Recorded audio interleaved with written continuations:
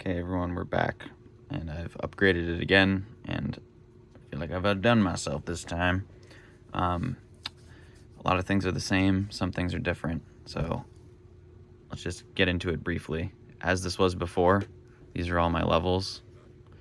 When this first button is lit up here, and this is my main fader, as I toggle through these, we go to, these are now my gains, and they're all different colors, so you can't mess it up, everything's color-coded. Continuing on, now we're in our sends for bus 1. I've changed this. I should also say, this is main fader for bus 1 while we're in this. This is now a second bus. I usually only use one, but it's nice to have the second one there. And again, this is now my main fader. And you'll notice that as I go back and forth, down here it's not, my main fader isn't moving. It's because this is not a motorized fader in this thing, but it latches on when you get to the same height. So again, we go back to this one. It's not doing anything until I latch on, which it's fine with me. Continuing on, next button. This is FXN1, which right now I have as reverb. Again, master fader. And this one is a second FX, which I have as delay. Again, catch that master fader, and now it's working. And now, I've done this for all of these, but if I hold this, you'll notice up in the top right corner, right under the master fader for the whatever send I'm on, if I press and hold this, it'll mute and unmute, mute and unmute. Doesn't matter how many times I press this button, it only turns on the page that I want to be on, the sends on fader. But if I press it twice in a row, it does not shut it off. It only turns it on. But just like with this one, press and hold, mute, unmute. This one, press and hold, mute, unmute, mute, unmute. And then this one back here is the master fader, mute, unmute. Now, I've got this as a button up here for my mute group. This is also a mute group. In my paper here to remember what some of this layout is, because it gets a little crazy from this point on. Also, this is something that I had before that I completely forgot to mention, but these are all my mutes here for the channels. All my mutes. And this button right here changes everything to a pan, so you can see up in the top here, we're now panning channels. Put that back. Yeah, so now I'm on my pan. And you can tell that you're not on any of your sends on fader anymore because all of these buttons are now off. So I go back here, these buttons light back up. Knobs, I should say, the knobs light back up. I've configured all of these to bring me into different views. This one, I'm already in the overview over here, but it brings me into back into the overview if I wasn't. This brings me into my gate, compression, EQ. Yeah, we'll get into the other buttons in just a second. So back to my overview. So now, like I said, these are all my mutes. It's flashing because it's my tap tempo for my delay. I like having that on the first page.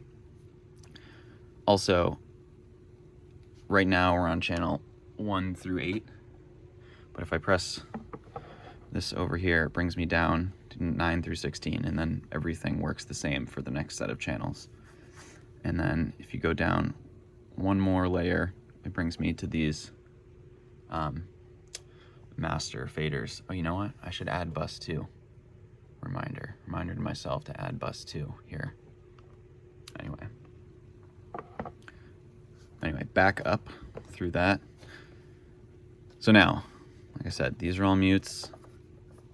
But if I press this button, it toggles these buttons to the next layer, which now these are all my solos. And if I toggle through this one more layer, it brings me to what I like to think of as my fine control. Before, we're kind of just in like, you know, basic mixer mode. Now we're kind of in the fine control. The first thing you want to do here is press this button too, and this action swaps all of these to be brand new, no longer my sends on fader. Now they all do special things. So let's go through that. So this button turns on my phantom power. You can see right here the 48 volt on and off for the channel.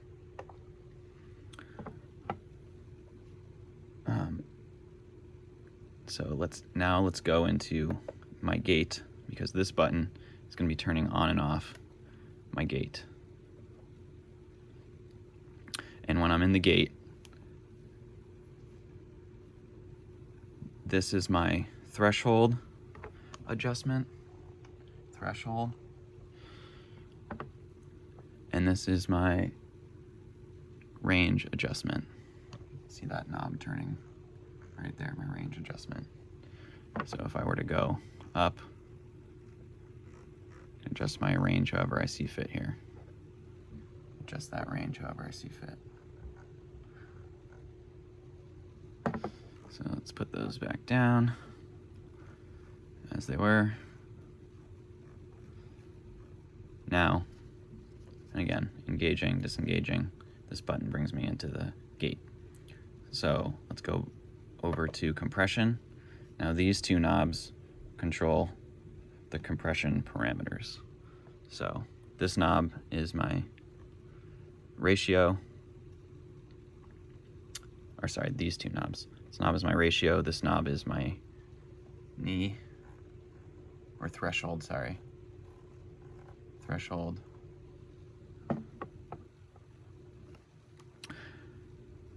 And like I said, this button brings us into compression. This button enables compression. So moving on, we're going to go into EQ. Now we can see EQ. This button right here enables our low pass filter. Sorry, our high pass filter, low cut. And this one enables our EQ. So again, high pass filter, and this adjusts the frequency of that frequency. And now this button toggles through which frequency is selected here that I want to edit, and this one adjusts the gain of it. So let's go ahead and engage that so it's a little easier to see. So this adjusts the gain, this adjusts the frequency, and this adjusts the Q value. So we can go gain, frequency, Q value. So again, let's bring that down. Let's see, anything else? Oh yeah. This adjusts the channel that we're looking at. These two buttons right here go back and forth on which channel we are looking at. And again, we can go down, we can go into the next layer here, keep toggling over channels, and we can go back up through our channels and select whichever one we want. And notice we're back in our overview. So again, overview, 48 volt. Gate on. Compressor view, compressor on. EQ, view, high pass, EQ on. Disengage that. And then channels back and forth. Let's see. Yeah, that is, pretty sure that is everything. So there's quite a bit of control here. And again, if you just want to go back to the simple mixer, you go press this, all back onto the mutes, press this, and you're right back to where you started. This is our main fader again. These are our mutes. Again, you can go to solo if you want, through there, and you're back to here. So it's like simple mixer on the surface, and then you could dive into greater levels of control. And I know that there's more parameters that you could control, and that there's more buses and more FX sends that we didn't use, but you know, this is plenty of control for what most people are doing. You could configure it slightly differently. This is how I chose to do it based on what I'm using it for. And you know, I still got the mouse over here. I can still do anything that I can't do with this, I can still do here, but this is a majority of the things that I'd really ever want to control in a more basic setup. Now what I would love to do, and when I've reached out to Mixing Station and asked them to make it so that you can just press a button and load a new MIDI preset, because then I could have one for all of my bus mixes and all of my,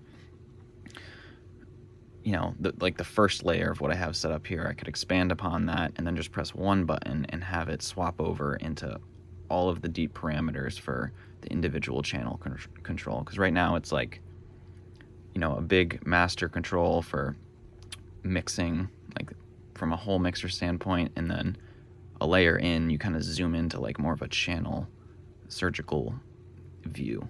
And yeah, I don't know. Now I'm ranting, but please like, subscribe, ask questions, tell me if you think this is cool or not.